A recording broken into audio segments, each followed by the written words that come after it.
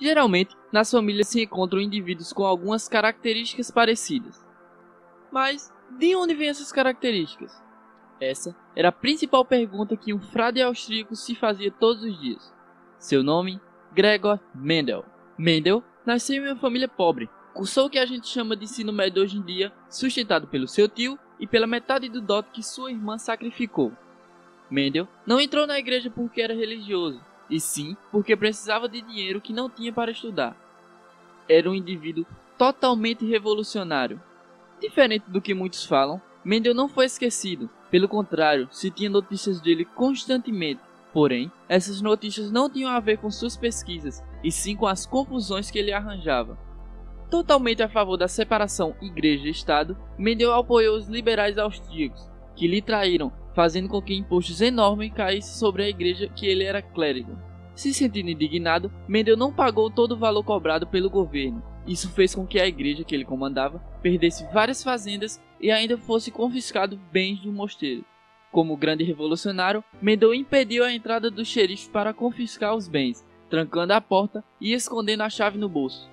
Mas o que Mendel fez de mais revolucionário foi apenas criar a genética, que na verdade nem tinha esse nome. Ele estudava a hereditariedade, ou seja, a transmissão de características. Os pais de Mendel eram fazendeiros, e de algum modo, Mendel carregou esse ofício em suas pesquisas, cultivando ervilhas e estudando seus cruzamentos. As ervilhas são monóicas, uma única flor apresenta os dois sexos e podem autofecundar. Aproveitando-se desses aspectos, Mendel observou diversas características ao longo das gerações de ervilhas, como por exemplo, a cor das flores. Ele viu que essas características apresentavam variação. Após uma longa série de autofecundações, as linhagens apresentavam apenas uma variante dessas características, ou seja, tornavam-se linhagens puras. Mendel utilizou duas plantas puras com caracteres diferentes, uma ervilha de flor roxa e uma de flor branca, e fez um intercruzamento. Retirou as anteras, que são os órgãos sexuais masculinos da flor, de uma planta antes que seu pólen amadurecesse e polinizasse o ovário com gametas de outra planta, de outra variante. Desse intercruzamento, percebeu que toda prole híbrida possuía a cor roxa. Ao autofecundar uma flor roxa, ele percebeu que apareciam flores brancas. Tendo isso em vista, ele lançou a hipótese que o fenótipo, característica física aparente em um indivíduo, é influenciada por um gene que está presente de duas formas, uma forma dominante e a outra forma recessiva, e esses diferentes genes ele chamou de alelos. E na reprodução, cada gameta, célula reprodutiva, transmite um dos alelos de um par.